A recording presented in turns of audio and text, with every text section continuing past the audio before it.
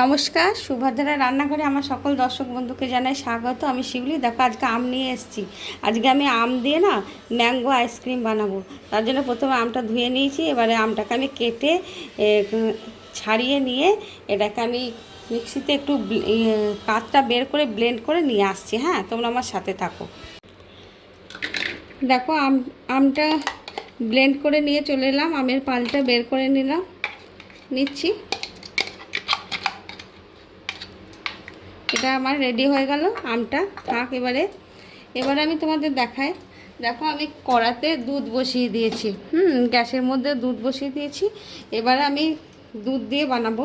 মানে আইসক্রিম বানাতে তো দুধ, চিনি সব লাগবে। আমি ওর মধ্যে একটু আমুল দুধ দিয়ে দিলাম।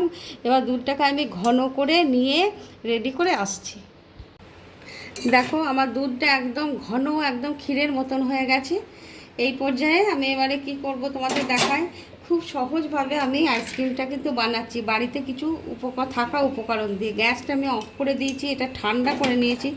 এটা যেহেতু আমি এবার এটাকেও ব্লেন্ড করতে হবে, যেহেতু আইসক্রিম হবে, সুতরাং দানা থাকা যাবে না। আমি যে আমটাকে ব্লেন্ড করে নিয়েছিলাম তার মধ্যেতেই আমি এই দুধটাকে দিয়ে দিচ্ছি। দুধ একদম ঘন করা দুধটা। দেখো, আমি ওর মধ্যে একটু চিনি দিচ্ছি, যেহেতু আইসক্রিম। আর তোমাদের কাছে যদি কনডেন্স মিল্ক থাকে তাহলে দিতে পারো, তাহলে চিনিটা না দিলেও চলবে। আমি একটু চিনি দিয়ে দিলাম 2 চামচ মতো। আর এই তো এটা রয়েছে আমের পালটা, যেহেতু ব্লেন্ড করা রয়েছে, ওটা দেওয়ার দরকার নেই। এটাকে ব্লেন্ড করে নিয়ে আসছি আমি। দেখো, আমি দুধটা ব্লেন্ড করে নিয়ে চলে এলাম। দুধের মানে ক্ষীরটা ঘন করে যেটা রেখেছিলাম, এই যে ভারী সুন্দর একটা স্মুথ হয়ে গেছে। আইসক্রিম তো আমাদের সবসময় স্মুথই হবে, সেই কারণে এটাকে ভালো করে স্মুথ করে নিয়ে এলাম। এবার আমার এটাখানে যতটা প্রয়োজন ততটা মতো নেব। আমের পালটাও আমি রেডি করে রেখেছিলাম, তার মধ্যে আমি দিয়ে দিলাম। এটাকে দিয়ে একটু মিক্সড করে নিই ভালো করে। দেখো, আমি এবার একটা বাটার পেপার, এইটার মধ্যে আমি আইসক্রিমটা জমাবো, এই কাপটার মধ্যে। তো এর মধ্যে আমি একটা বাটার পেপার দিয়ে দিচ্ছি।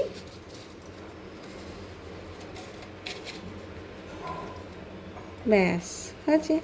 এবারে আমি এই যে আইসক্রিমের যে মিশ্রণটা এর মধ্যে আমি ঢেলে দেবো।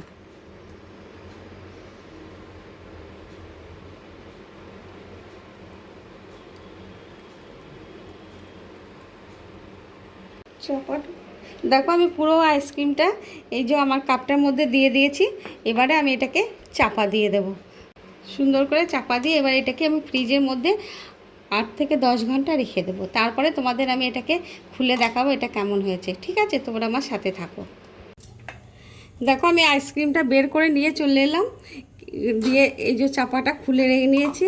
ওর মধ্যে এবার আমি ছুরিটা গেঁথে দিয়েছি। হ্যাঁ, নাহলে বের করা খুব চাপ হয়ে যাচ্ছিলো। যাই হোক, এই দেখো, বাহ, ভারী চমৎকার হয়ে বেরিয়ে এসছে। দেখো, অসম্ভব সুন্দর হয়েছে। এবারে আমি এটাকে তোমাদেরকে কেটে দেখাচ্ছি। হ্যাঁ, মানে পুরো ক্রিমি হয়েছে, একদম ভারী চমৎকার হয়েছে। তোমরা কিন্তু এইভাবে অবশ্যই বানাবে, বানিয়ে খাবে, খেয়ে কিন্তু আমাকে জানাবে তোমাদের কেমন লেগেছে। ঠিক আছে, আমি একটু পিস করে তোমাদের কেটে দেখাচ্ছি। দেখো, দেখেছো, পুরো একদম স্মুথ হয়েছে, অসম্ভব সুন্দর হয়েছে। আমার জিভে জল চলে আসছে। হা হা হা, কী যে ভালো হয়েছে তোমাদের আমি বলে বোঝাতে পারবো না। আহা হা হা হা হা হা হা হা।